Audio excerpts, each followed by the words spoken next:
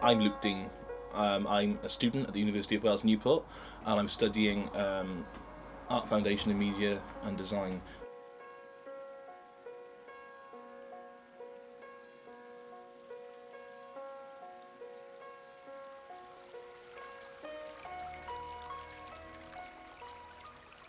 This is Skyrock. I don't know why we call it Skyrock, but the few friends I did have in school, we came up here on the weekends or days off or whenever we could. And basically we had an idea that there was a house down the way opposite this river, and it was a complete shell of a house. It was like all wrecked out, and basically the story was that there was a witch that lived in there, and we used to dare to go and knock on it and see if the witch would come out, and she had a gun apparently as well. This is all things we made when we were younger, and then we had to race up here and try not to fall into the river.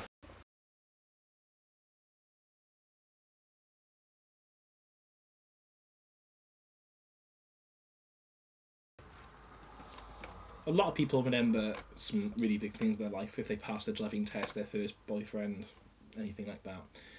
I can go remember something though, sadly, as long as my condition is, it's going to last that long.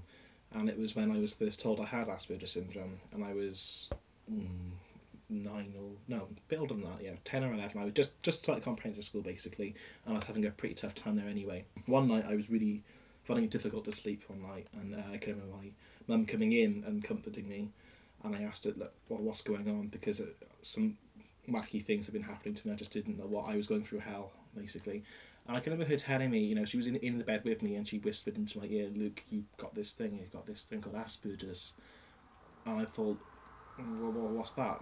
That's like some sort of disease, is it? You know, I was terrified, and my first thought was, and I said it out loud as well before thinking about it, am I gonna die?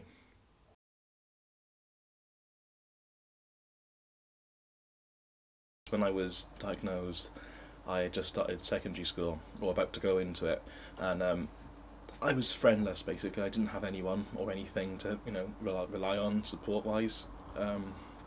Nothing as such. So my mum actually adopted the role of a friend. So she stopped being my mum and tried to be this person, and she tried to keep everything to a strict routine as well, because that's the general thing about autism and Asperger's. They say that people with it enjoy a good form of routine.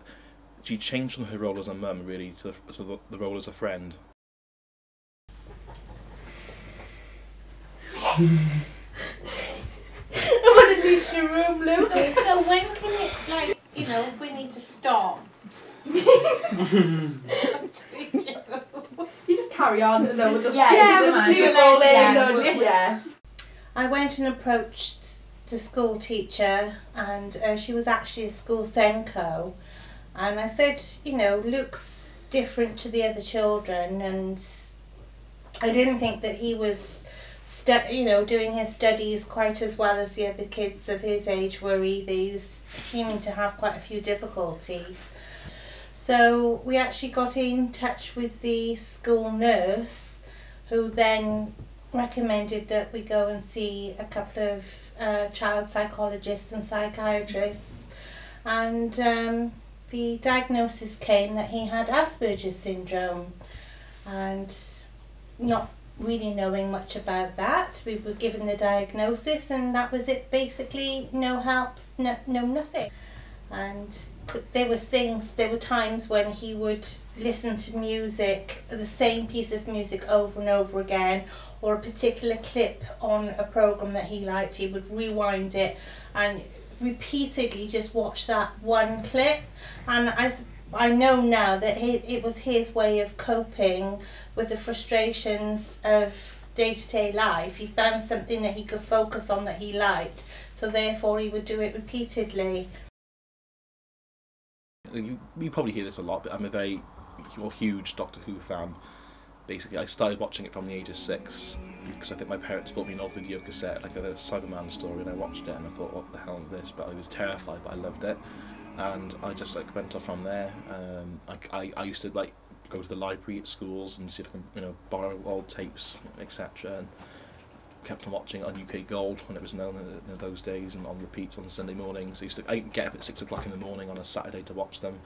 I went from there, and as I grew up, it became more and more of an impact with me, because I didn't like my existence, as it were, but this exciting programme with all these characters and monsters, and where anything was possible. It just seemed so exciting. The thing is, Luke was very reluctant to get out and about with his chums, and you know, so we made him go to this project called Voice FM as a community radio station run for the people by the people. That's right, during the summer holidays, because I thought, well, he cannot be stuck in his bedroom, which is the thing that he always did. He went to school, he came home, and he'd lock himself away in his room doing his own thing. And I thought, no, he's never going to get to integrate with other people if he doesn't actually get out there. So we heard of this project. And I can remember it was a choice between B&Q and Voice FM, because you were in the car and we pulled Luke, it's up to you, we're going to drop Alex off to this Voice FM project. You can go and join him, you can go and see what it's like, and we'll go off to the thing, or you can come with us to the shops. Yeah. So that's how I remember it. I thought, I don't really fancy being tripped around a B&Q on a Saturday afternoon, so I thought... Anyway, he went. I thought, oh, we'll be getting a phone call in a half an hour saying Luke's frustrated, please come and get him. But no phone call came after half an hour, and after an hour, and then it was 2 hours later, and we actually had to go and get him. And you were buzzing, weren't you? Yeah. You loved it. You thought it was great because he from there he met a load of like-minded people, and you've made firm friends ever since, haven't you? With some of them, you've stayed really good friends. They helped to develop him as well. They brought his creative streak out. And Luke. Yeah, and I think you've helped them as well to just be more zany and wacky, and to be more understanding as well, haven't you? Because they've really warmed to Luke, and you have with them, haven't you? It's been great. Really changed a lot doing this, and it was 4.5 weeks of just water-wall fun.